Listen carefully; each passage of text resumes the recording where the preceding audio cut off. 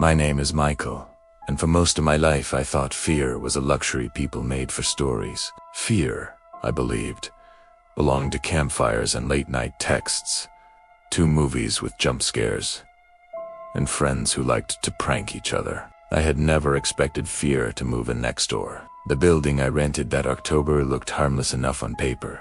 Cheap rent, old wood floors, an elevator that coughed on cold mornings. It was a roof and 4 walls when I signed the lease. Nothing more. The first night, though, when the landlord flipped the keys across the lease table and said, "You'll like the quiet here," I learned how wrong a person can be. There was nothing dramatic about the first thing that made me look up. A whisper down the hallway that said my name. It was so soft, I might have thought it'd wind, except the hairs at my nape stood up and an unease spread across my chest that had nothing to do with the elevators. I shook it off, of course. I was a man who had not left the city in years.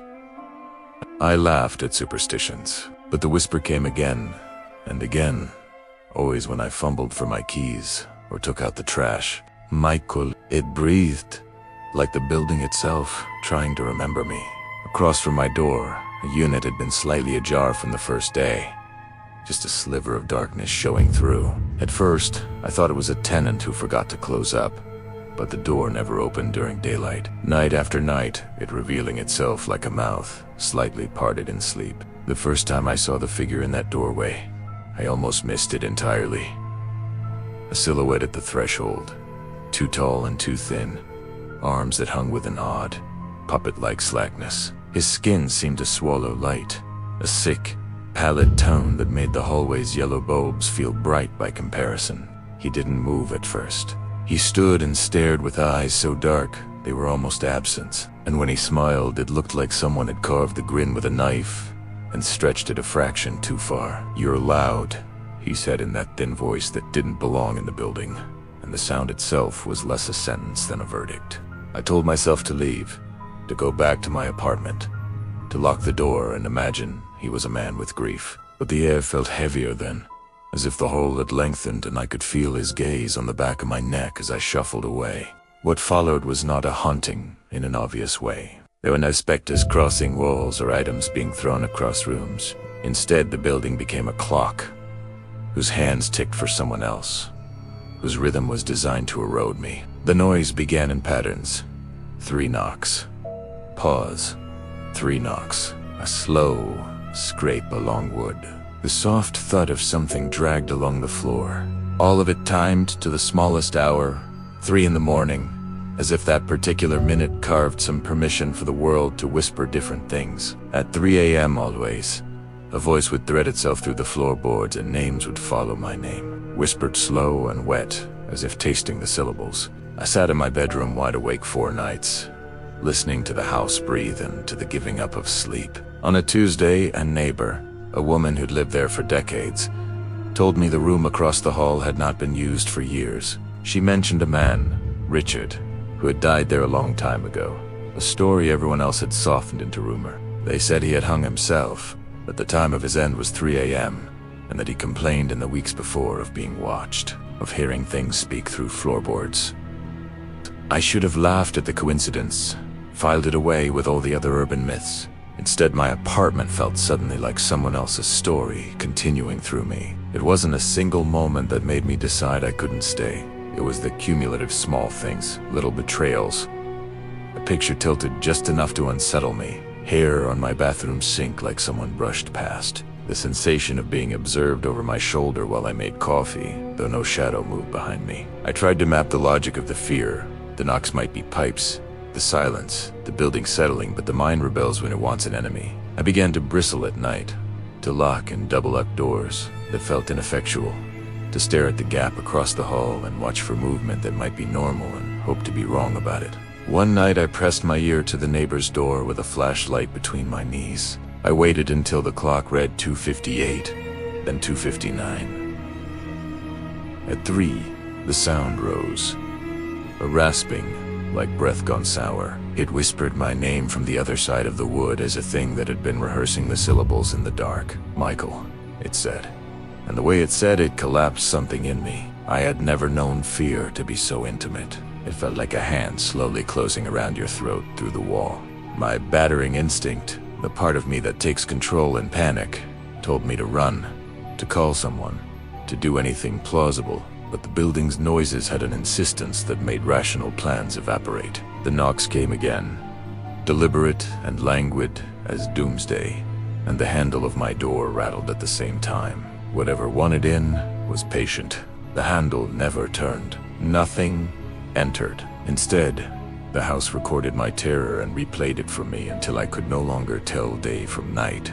I started searching through archives, through old news clippings online and public records, with the fever of someone trying to map the edges of a shape. The neighborhood had a history that smelled of old money and older grief. Before towers and parking lots, these lots had held a logging camp. Men who cut into the bones of trees and left the wood to war with rot. There were reports, hushed and hard to trace, about a logger who disappeared one autumn. The story had become elastic. Some said he left the woods. Some said he went mad and walked into the trees and never returned. A few words, and a damaged, scanned local paper suggested the logger had become violent in his last weeks, obsessed with sounds other people could not hear. It was only a whisper on the page then, but the whisper fit the building. Details from the past thread themselves into the present until you can't tell the difference. And that's the trick ghosts love. They borrow credibility. The more I read, the more the apartment felt like a shallow stage set meant to replay some old, angry scene. Sometimes in my dreams I would be walking the same paths the logger once walked, the forest around me thickening until I couldn't see the sky. Waking up, the room smelled faintly of sap and damp wood for hours. When things escalated, they did so not with a shout, but with a grating of pressure, as if someone tightened a band around your chest a millimeter each night. The scratches began on the hallway wall. Then after a night or two I found them on the inside of my doorframe, long, scored lines that had the crudeness of fingernails digging through plaster. Once the scratches formed letters, I discovered them while half asleep, and the message looked like someone had used their nails to write with anger and breath. You can hide. The letters seemed wet to the eye, though there was nothing there to make them so. When I attempted to document them, photos, calls to friends, a report to the landlord, the images came out, blurred as if the camera refused to hold the image steady. A police report went nowhere. The cops were kind, but patient, and suggested perhaps I was being stressed. That old buildings creak and strange things happen when you have too little sleep. Their compassion, in its normality, felt like salt in a wound. Sleep became a currency that disappeared, and in the daylight hours I felt like a failure for being reasonable but hollow at night. Friends urged me to move, and all my confidence and tenancy dissolved. But leaving was never simple. Each time I packed and walked toward the door, the apartment tightened its grip. Tires scuffed outside and a neighbor's dog barked, but the knocks inside the walls were the rhythm I followed out the stairs. One night, after a week of barely tolerated vigilance, I decided to confront the thing. I waited for the pattern to start, then slid my key free and opened my door a fraction. The hallway air was thicker than usual. The light bulb at the far end of the hall, pulsing like a failing heartbeat. I stepped out, bat and phone in hand like a pilgrim with trinkets, and walked the length of the hall. The door across from mine was shut, closed but not locked, and the faint sound of motion came from the other side, like someone folding cloth. Then a slow rasp of breath. I knocked once, then twice. Silence. I called out, voice smaller than it felt in my throat. Hello? Is someone there? It was a stupid challenge. The door creaked open, and there he was again, but closer this time. Closer enough that I could see the wetness around his lips, and the way his eyes had nothing in them but an empty, patient dark. He moved like someone underwater. The motion was delayed and wrong. When he smiled, it looked like iron folding. His voice, when he used it this time, had the smallness of a thing that had been forgotten too long. You can't leave, he said, as if I'd been the one to choose a different future for him. I took one step back, and the light seemed to dim in response. It didn't feel like an obstacle so much as a permission. Places allow certain things to happen, and this building had long ago consented to this thing's existence. I left that night. I grabbed what I could carry in 2 trips. ignoring the weight of every object, because fear makes you light. I moved across town with a borrowed truck and an old friend who agreed with every worsening possibility I voiced. For a few months I slept in another apartment, and night by night the strange noises abated, softened, and eventually the whispers thinned to that vague static of memory you have after watching a bad movie. But the scar remained. Once, weeks later, while making coffee at dawn, I heard a faint rhythm. Not in the new apartment. Not from my neighbor's place because I had been prudent enough to ensure neighborly distance, but in my skull. Pause. Knock, knock.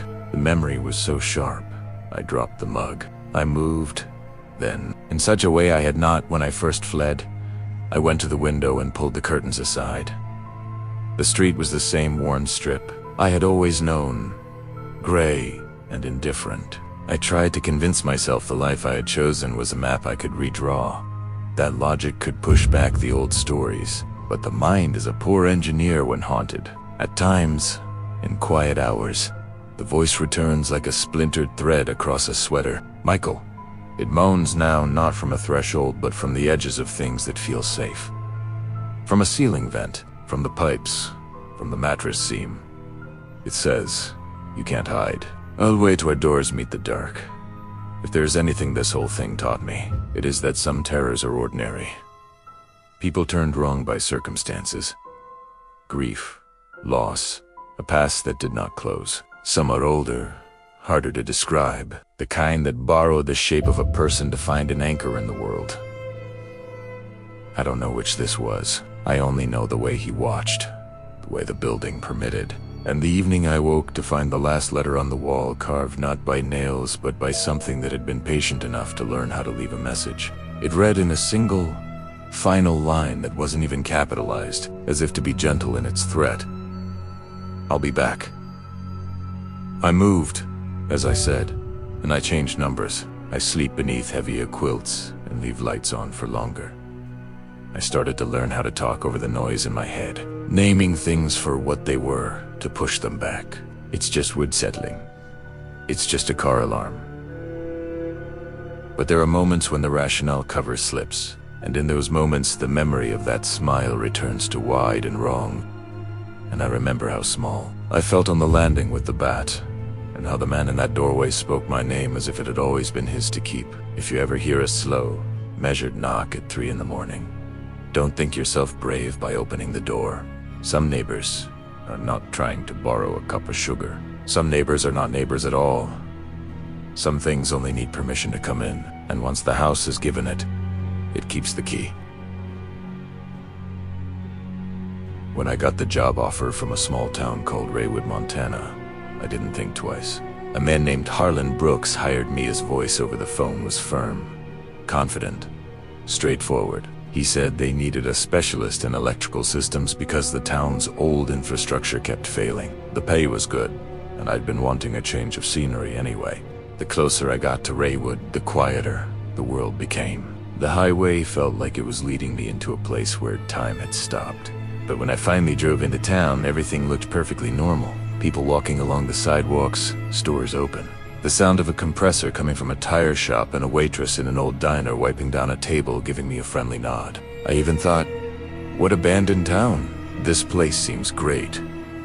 I rented a small house on the edge of town. That evening, I went for a walk. The air was cold and sharp, and people seemed polite enough.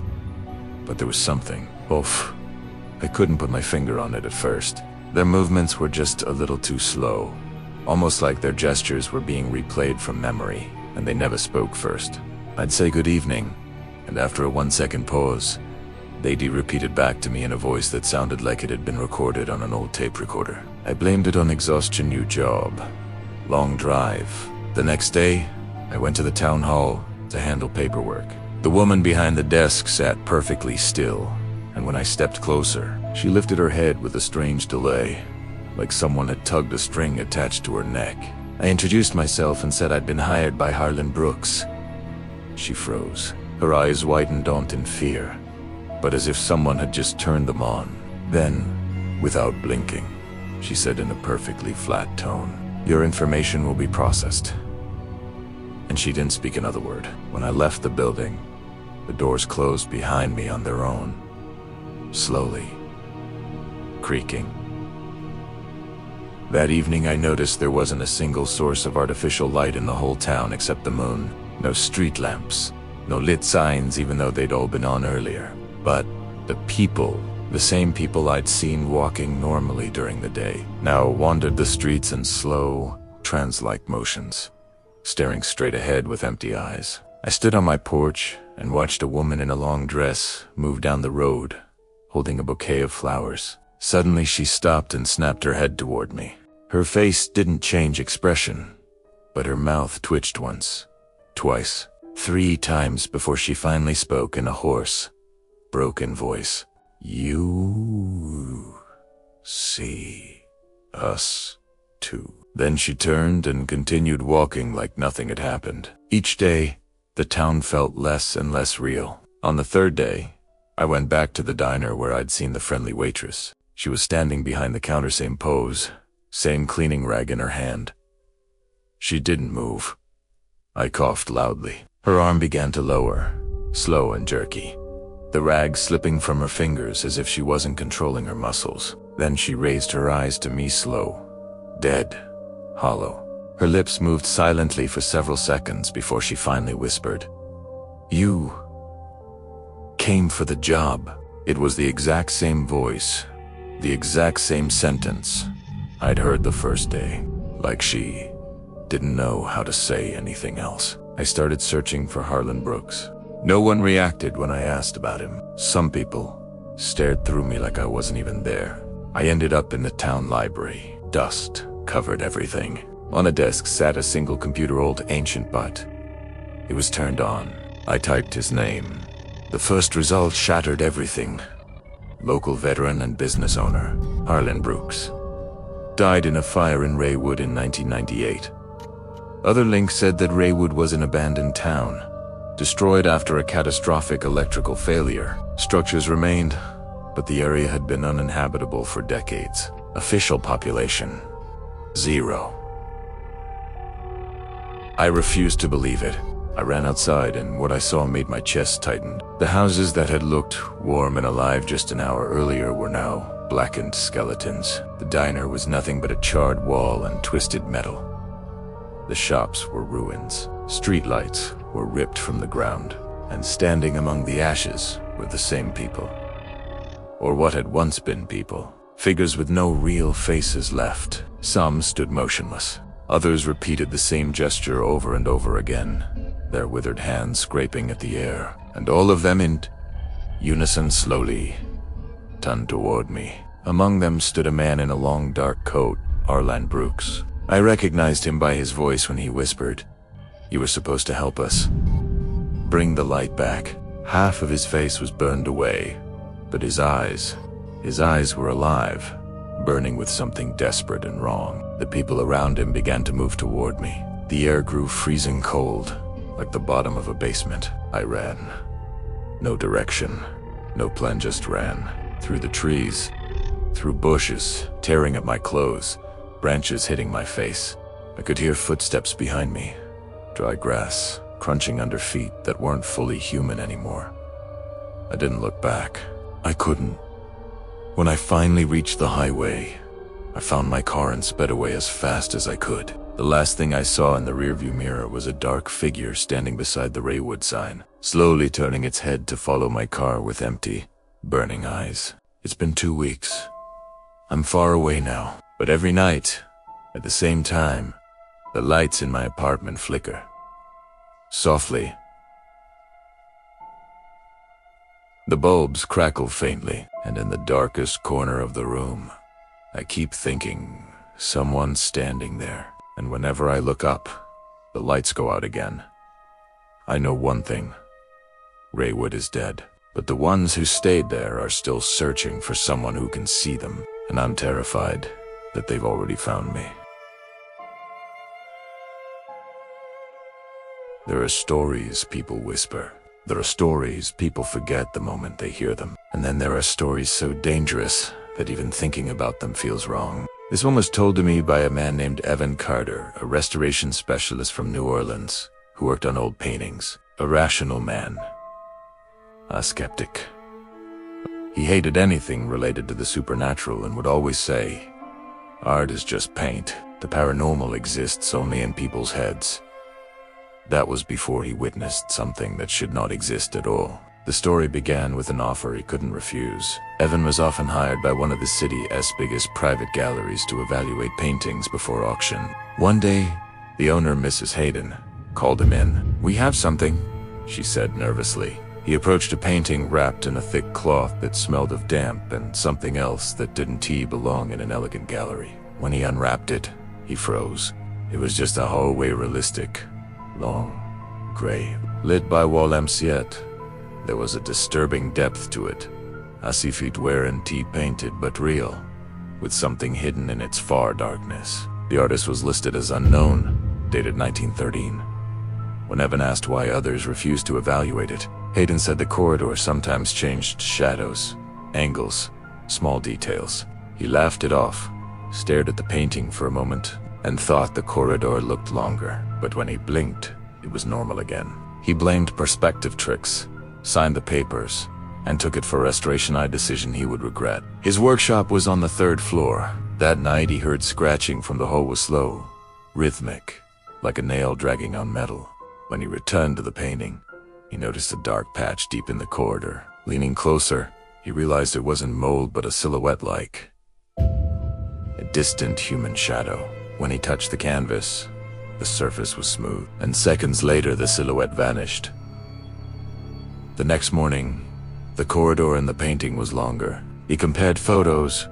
Yesterday shorter, today longer. Disgust twisted in his gut for the first time in years. It felt like the painting was looking back.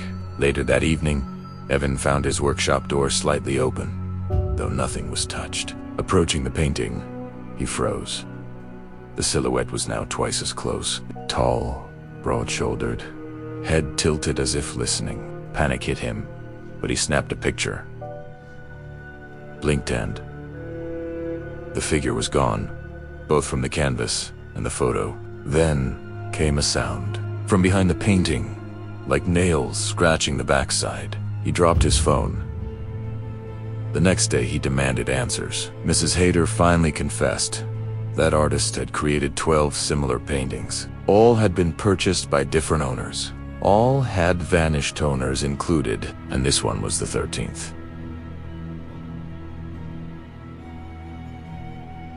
Evan felt ice spreading through him. Hayden insisted she wasn't making claims, just stating facts. Back home, he hesitated before entering his workshop. The painting stood where he left it. The figure was gone. He forced a laugh and sat down until a heavy knock came from inside the canvas.